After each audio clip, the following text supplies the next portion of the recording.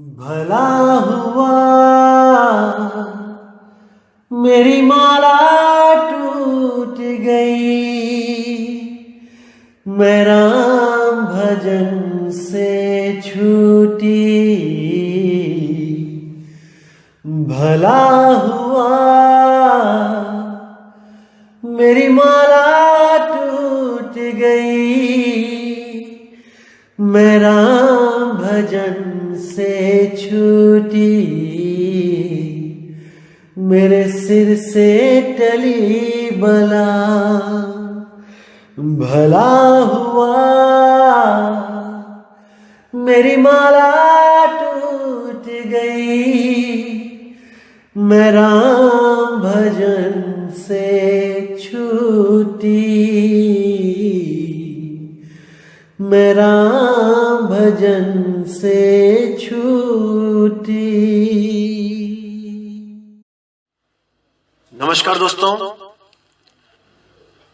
मैं परमात्मा से यही दुआ करूंगा, यही मालिक से अरदास करूंगा कि आप सब मेरे भाइयों की विवेक शक्ति इतनी ज्यादा बढ़ जाए कि आप इस मूल ज्ञान को, बंदी छोड़ सतगुरु कबीर साहब के इस मूल ज्ञान को बिल्कुल सटीक समझ जाओ। इतना विवेक बढ़ जाए, जो मैं बताना चाहता हूं बिल्कुल वैसे ही आप इसको ग्रहण करने में सक्षम हो जाओ। मैं यही मालिक से अरदास करूंगा। तो जैसे दोस्तों आपको पता है कि मैं हमेशा ही विवेक की बात करता हूं कि विवेक जगाओ, विवेक को जगाओ, इसको कभी सोने मत दो। आज भी मैं यही कहूंगा दोस्तों कि इस विवेक को जगा के रखना, क्योंकि आज जो मैं वाणी आपके सामने खोलने जा रहा हूं वो बहुत ही ज्यादा प्यारी और बहुत ही अच्छी विवेक वाली वाणी है। अगर इसको समझोगे तो हर चीज क्लियर होने लग जाएगी आपको। और जो मेरे भाई अभी नए नए जुड़े हैं इस सत्संग से, जिन्होंने अभी अभी शुरू किया है सत्संग सुनना, और वो समझ भी नहीं पाते कि कौन सा पहले सुनो और कौन सा वाला बाद में। वैसे तो मैंने नंबर डाल रखे हैं, लेकिन फिर भी आपसे मैं विनती करूंगा कि आप बिल्कुल नीचे से स्टार्ट करो, एक नंबर से, क्योंकि कुछ चीजें हैं जो मैंने बिल्कुल शुरू में जो बताई हैं वो बेस बताया है, बिल्कुल बेसिक चीजें। उन्हीं बेसिक चीजों के द्वारा जब आप ऊपर को उठोगे तो आपको पिछली हर चीज बेसिक क्लियर होता जाएगा।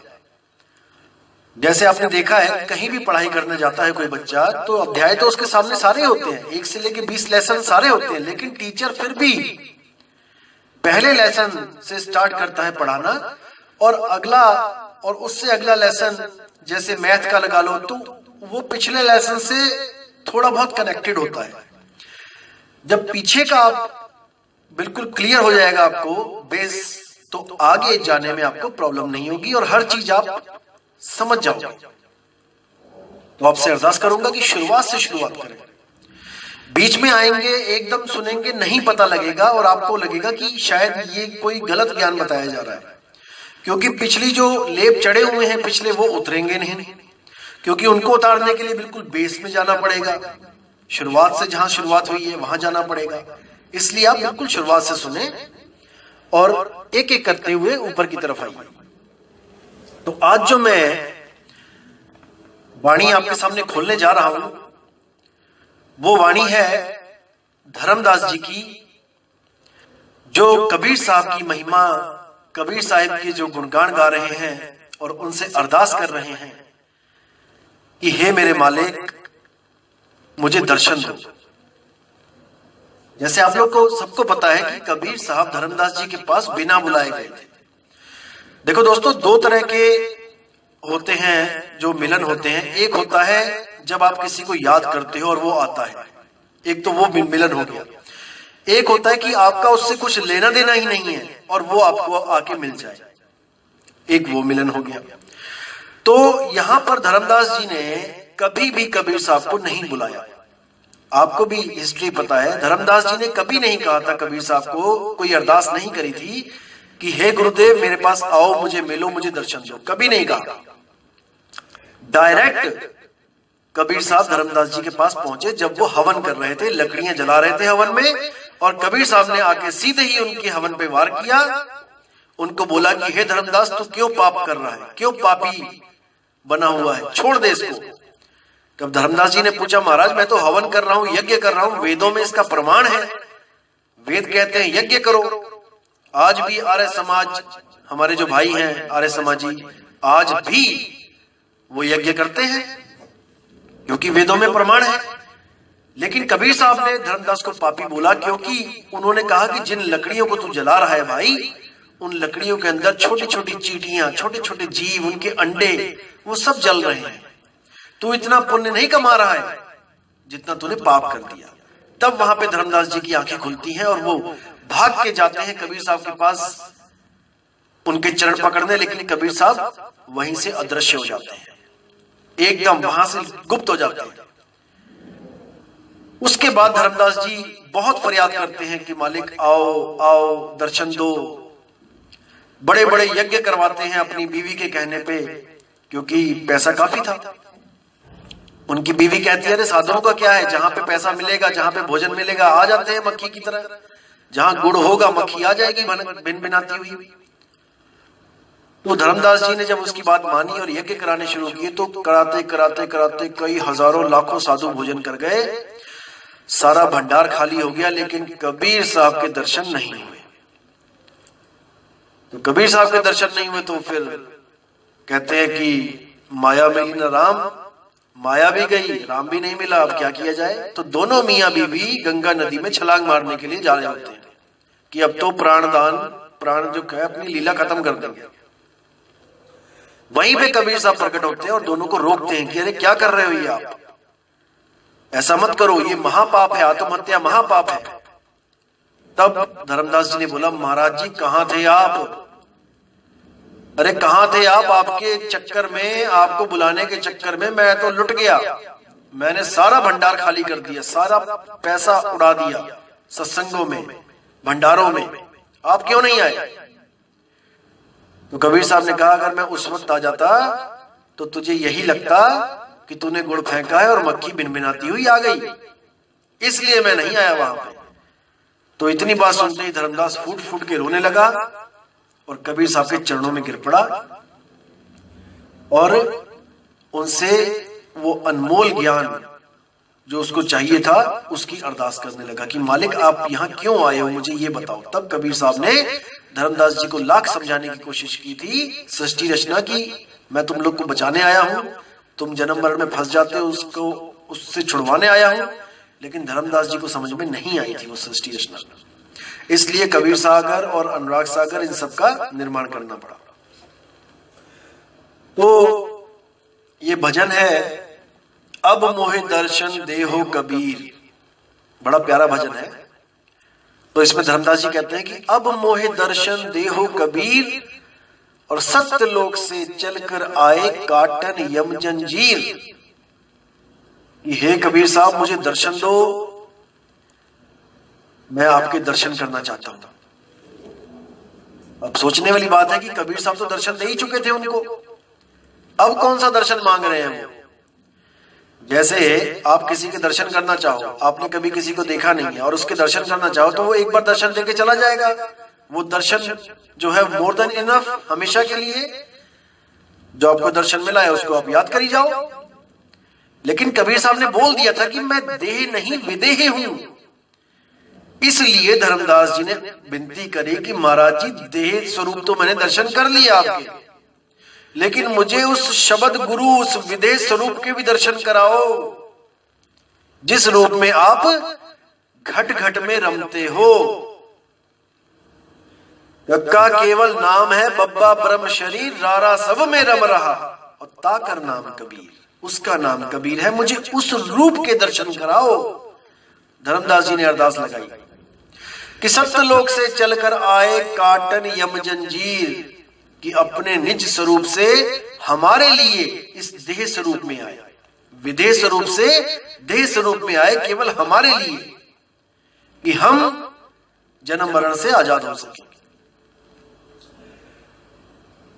तुमरे दरस से पाप कटत हैं, निर्मल भयो शरीर, कि हे मालिक जब मैं विदेह स्वरूप को प्राप्त करता हूं तब मुझे पता लगता है कि असल में ये जितने भी कर्म हो रहे हैं इनको करने वाला मैं हूं ही नहीं। ये सारे कर्म माया के द्वारा और 3 गुणों के द्वारा और मन के द्वारा हो रहे हैं। इन पांचों ने सारी सृष्टि को बांध रखा है कर्मों के जाल में। जैसे साहिब कहते हैं, संतो निरंजन जाल पसारा, उसका जाल 3 लोक में फैला हुआ है। उस जाल को तोड़ने वाले केवल सद्गुरु हैं जो उस जाल को पल में तोड़ सकते हैं। आपको भेद बता के, आपको आपका स्वरूप लखा के, आपको वो अनमोल, वो अलग, वो परम ज्ञान देके आपको भी मुक्त अवस्था तक पहुंचा सकते हैं। आगे क्या कहते हैं? तुमरे दरस से पाप कटत है निर्मल भयो शरीर। कि जब दर्शन हो जाता है मालिक का, सुरती शब्द में लग जाती है, तो एक भी कर्म नहीं बनता आगे, क्योंकि आदमी को बोध हो जाता है कि कर्म करने वाला मैं भी नहीं हूं, और पिछले जो कर्म होते हैं वो भी कटने लग जाते हैं, और आगे कोई कर्म बनते नहीं है, क्योंकि बोध हो जाता है उसको। तो आगे कहते हैं, अमृत भोजन हंसा पावे शब्द धुनन की खीर। अब इस पे विचार करना, विवेक लगाना दोस्तों, कि अमृत भोजन हंसा पावे। अब जैसे कई संत महात्मा हैं जो आपको ये बताते हैं कि जैसे आप यहां भोजन कर रहे हो, रोटी खा रहे हो, दाल खा रहे हो, कि काजू खा रहे हो, किशमिश खा रहे हो, बादाम खा रहे हो, अरे सतलोक में भी यही कुछ मिलेगा। देखो, वहां भी काजू मिलेगा, वहां भी किशमिश मिलेगी, वहां पे भी अदरक, धनिया, लहसुन, प्याज सब कुछ होगा। ऐसी बिल्डिंगें होंगी, ऐसी आपको कमरे मिल जाएंगे, ऐसी प्लॉटिंग होगी। बस यहां वाली तो नाशवान है, भूकंप आता है तो सब कुछ गिर जाता है, वहां भूकंप नहीं आएगा, सुनामी नहीं आएगी। बस बाकी सब सेम डिट्टो। अपने अपने घर में मोटरसाइकिल की जगह कारें खड़ी होंगी, कारों की जगह हवाई जहाज खड़े होंगे, वहां पे उड़ते जाना मजे से, परिवार समेत हेलीकॉप्टर खड़े होंगे घर घर में। तो ऐसा भरम जाल डाल रखा है इन लोगों ने। लेकिन यहां क्या बताया जा रहा है कि अमृत भोजन हंसा पावे। उस हंस का जो भोजन होगा वो अमृत होगा, अमृत। और अमृत क्या है? वो है शब्द धुनन की खीर। उस शब्द धुन, उस अखंड धुन, जो धुन कभी खत्म नहीं हो सकती, उसको जब प्राप्त करेगा ये जीव, तो उसकी जन्म जन्म की भूख और प्यास शांत हो जाएगी, हमेशा के लिए वो तृप्त हो जाएगा, अमृत भोजन हो गया। अब यानी कि वो मरेगा नहीं, अब वो जन्म मरण से निकल गया, अब बस शब्द में सुरती समाएगी और वो हमेशा के लिए मुक्त हो गया। आगे कहते हैं, धर्मदास की अर्जी सतगुरु खेव लगाओ तीर, अब मोहि दर्शन देहो कबीर। हे मेरे मालिक, मुझे देह स्वरूप में तो आपने दर्शन दे दिए थे, लेकिन अब मुझे विदेह स्वरूप के दर्शन कराओ, ताकि मेरा इस भव जल से, इस आने जाने से, इस आवागमन से छुटकारा हो सके। तो दोस्तों, यही जो शब्द है, इसी को सुरती का भोजन कहते हैं। The food of soul is शब्द। जैसे आप देखोगे संगीत की दुकानों पे कहीं कई जगह लिखा होता है कि आत्मा का भोजन संगीत है। देखोगे आप कभी संगीत वाली कोई दुकान पे जाओगे तो वहां पे लिखा होता है, लेकिन वो संगीत अटूट नहीं है। वो होता है, खत्म होता है, होता है, शुरू होता है, खत्म होता है। इसलिए ये तत्वों की धुन है, इसमें नहीं उलझना है। जो वो अखंड शब्द, अखंड नाम है, वो हमेशा हमेशा होता है, उसको कोई खत्म नहीं कर सकता। और ना ही वो कभी रुकता है। उसकी पहचान ही यही है। शब्द निरंतर से मन लागा, मलिन वासना त्यागी, उठत बैठत कबहु न छूटे, ऐसी ताड़ी लागी। शब्द निरंतर, जो निरंतर हो रहा है बिना रुके, उस शब्द को सिमरण करना है, उस शब्द को, उसका ध्यान धरना है, उसको सहजता के द्वारा प्राप्त करना है और उसको प्राप्त करके सदा के लिए सहज हो जाना है। बस इतना सा काम है मूल ज्ञान में, और कुछ नहीं है। कोई ब्रह्मा विष्णु महेश की पूजा नहीं, कोई ओम कलीम हरिम शरीम कुछ नहीं, कोई ओम सोहम नहीं, कोई ज्योतिरंजन ओंकार आरंकार सोहम सतनाम नहीं, कोई सतपुरुष अकाल मूर्त शब्द स्वरूपी राम नहीं, कुछ भी नहीं। जो चीज भी पकड़ोगे वही आपको उलझा देगी, क्योंकि आपने स्वयं को प्राप्त करना है। तो स्वयं को प्राप्त करने के लिए आप किस चीज को पकड़ोगे? जिसको भी पकड़ोगे वो आपसे भिन्न है, आपसे अलग है। कोई मंत्र पकड़ोगे वो आपसे अलग है, कोई क्रिया पकड़ोगे, श्वासों की क्रिया पकड़ोगे वो श्वास आपसे अलग है, कोई चक्रों की साधना करोगे चक्र आपसे अलग है। तो यहां पर केवल अपना निज नाम, अपना निज स्वरूप प्राप्त करना है सतगुरु से। इसी को मोक्ष कहते हैं, इसी को मुक्ति कहते हैं। आपा खोए आपको चीन्हे, तब पावे पद निर्वाणा। आपा यानी कि जो आपसे प्रकट हुआ है, कुछ भी आपसे प्रकट हुआ है, आपका मन, आपका शरीर, आपकी सांसें, आपका नाम, हर चीज जो भी आपसे यानी आत्मा से प्रकट हुआ है वो आपा है। आपा खोए और आपको चीन्हे, तब पावे पद निर्वाणा, तब उसको निर्वाण पद मिलेगा और वो हमेशा के लिए निर्भय पद में रहेगा, मुक्त रहेगा। अब उसे आवागमन उसका छूट जाएगा। केवल यही एक रास्ता है मुक्ति का, अन्यथा कोई भी जाप ताप तंत्र मंत्र कुछ भी कर लो उससे कुछ नहीं हासिल होगा। अरे तंत्र मंत्र सब झूठ है, इनमें न उलझे कोई, और सार नाम जाने बिना कागा हंस न होए। तंत्र मंत्र सब झूठ है, हर चीज झूठ है। नाम है जप में, नाम है तप में, और नहीं श्वासों की श्वास में। कई लोग सवाल करते हैं कि हमने तो हर जगह पढ़ा है कि सब श्वासों की श्वास में, आप कह रहे हो कि नहीं श्वासों की श्वास में। दोस्तों विवेक लगाओ यहां पे। अगर कबीर साहब इस वाणी में बोल दे कि सब श्वासों की श्वास में, तो उन्होंने तो भेद खोल दिया भाई। उन्होंने तो साइन करके दे दिया आपको लेटर कि भाई वो वहीं पे मिलेगा, फिर तो भेद खोल दिया। फिर उसके आगे ये क्यों बोला? खोजी होए तुरंत मिल जाऊं।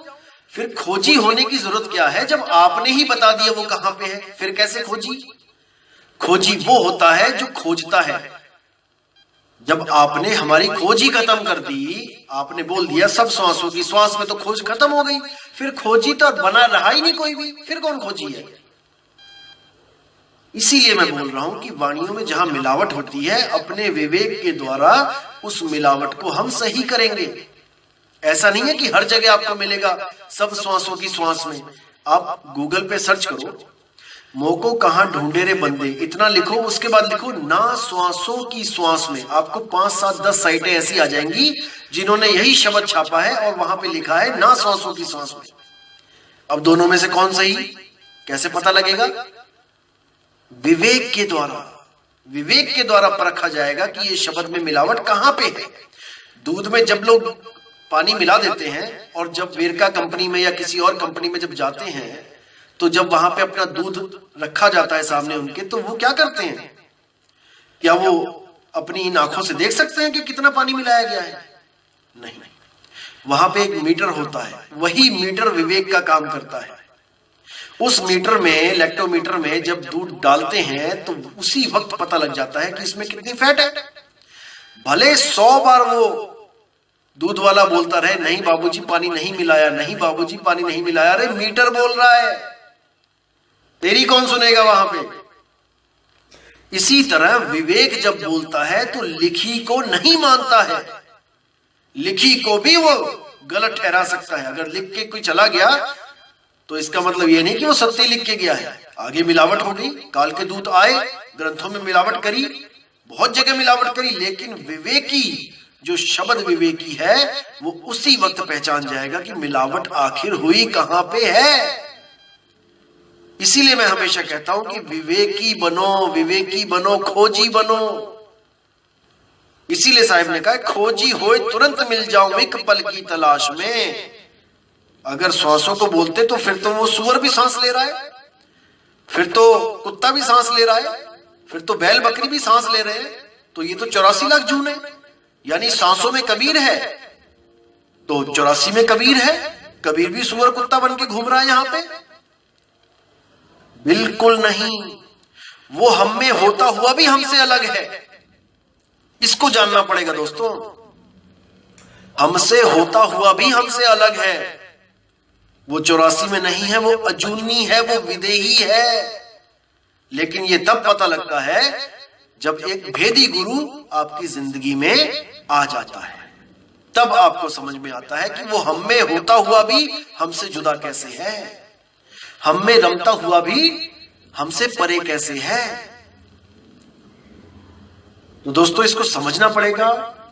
ज्ञान बिल्कुल सिंपल है, लेकिन आज तक हमें उलझाया जा रहा था इन अधूरे संतों के द्वारा, इसलिए हम आपस में भी झगड़ा कर रहे थे, एक दूसरे को गालियां भी दे रहे थे, लेकिन भेद नहीं समझ पा रहे थे कि कबीर बाणी है क्या चीज।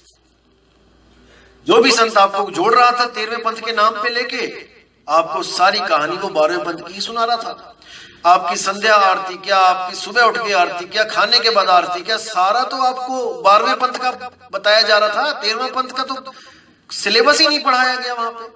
उस 13वें पंथ में कबीर साहब, अगर 12वें पंथ में कबीर साहब आए तो उस आने का क्या फायदा, जो सिलेबस तो वही है। अगर सिलेबस ही चेंज ना किया तो क्या फायदा आने का, वो तो उनके ना आने से पहले भी चल ही रहा था वहां पे। तो इसीलिए बोल रहा हूं कि जब 13वें पंथ में कबीर साहब आते हैं तो सब पंथों का सिलेबस खत्म कर देते हैं। किसी संत का नहीं चाहिए हमें, केवल मूल कबीर साहब का ज्ञान चाहिए, मूल ज्ञान। जैसे दोस्तों आपको पता है कि मैं मदन साहिब के पंथ में हूं, लेकिन आप शुरू से देख लो, पहली ऑडियो से लेके आखिरी ऑडियो तक देख लो, मैंने केवल एक बाणी उठाई है मदन साहिब की, एक बाणी। अभी दूसरी बाणी नहीं बताई आपको मैंने कि मदन साहिब की और कितनी बाणियां हैं। सोचो, जिस गुरु का मैं शिष्य हूं, मैंने अपने ही गुरु की बाणी आगे नहीं रखी। और कई लोग क्या सोच रहे हैं कि एक ही बाणी लेके उछलते रहते हैं ये। अरे भाई, वो एक बाणी ही एटम बम है, परमाणु बम है, वो एक ही गिरता है पूरे शहर पे, 10-20 नहीं गिरते हैं। वो एक ही जब गिरता है तो पूरा शहर खाली हो जाता है। तो ये मदन साहब की जो एक बाणी है, ये इतनी सटीक बाणी है कि इस एक बाणी को समझने भर से सारे ग्रंथों का सार आ जाता है हाथ में। ये वाणी सार की वाणी है। जैसे आप देखोगे कि 10 किलो सेबों का अर्क जो होता है वो 100 ग्राम की शीशी में आ जाता है। उसी में पानी मिला मिला के दोबारा से 10 लीटर जूस बना लो उसका, जिसको हम कॉन्सेंट्रेटेड कह देते हैं। तो सार जो निचोड़ होता है वो एक वाणी में भी मिल जाएगा आपको, अगर वाणी सटीक सार शब्द पे निशाना दे रही हो तो। दोस्तों, उम्मीद करता हूं कि आप सबका विवेक जाग रहा है और आप सबको अच्छी तरह ज्ञान समझ में आ रहा है। और मैं मालिक से हमेशा यही चाहूंगा कि आप जल्दी से जल्दी, वैसे तो ये मार्ग सहज का है दोस्तों, मैं बताना चाहूंगा, लेकिन विवेक की बात कर रहा हूं मैं, कि जल्दी से जल्दी आपका विवेक जागृत हो जाए, ताकि आपको हर वाणी, हर मेरा सत्संग बड़े प्रेम से, बड़ी सहजता के साथ बिल्कुल क्लियर होता जाए, पानी की तरह स्मूथ, हर चीज बिल्कुल क्लियर होती जाए। मैं बस यही चाहूंगा आपसे, मालिक से यही अरदास करूंगा। तो दोस्तों, इसी के साथ मैं अब विदा चाहता हूं और बहुत जल्दी अगला सत्संग लेके आपके सामने आऊंगा। तब तक के लिए मुझे आज्ञा दीजिए। जय गुरु बंदी छोड़ वैराग साहिब जी, जय गुरु बंदी छोड़ मदन साहिब जी, जय जय बंदी छोड़ सतगुरु सत्य कबीर साहिब जी की सदा ही जय हो। साहिब बंदगी सतनाम।